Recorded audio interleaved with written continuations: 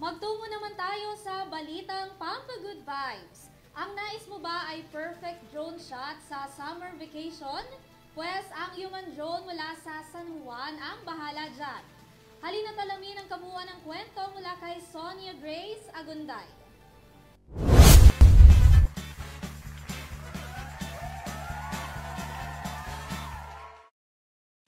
Muling nagbabalik ang mga balitang Pampa-Good Vibes. Sa mga nais mo ng isang tabing stress, halina't panoorin natin ang nakaka-good vibes na video ng isang human drone na sumikat sa social media.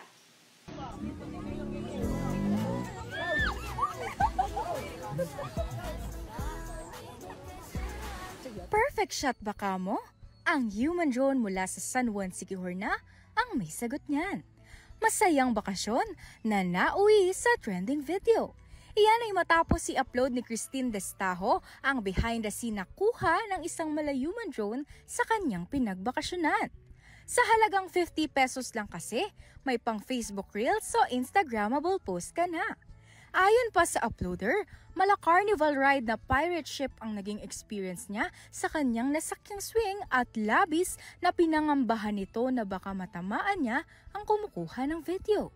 Sa ngayon, ang behind-the-scene video ay umabot na sa 81.3 million views, 3.2 million reactions at 74,000 shares. Sinundan naman ito ng pag-upload ng kinaabangang resulta ng video na umabot na sa 7.2 million views.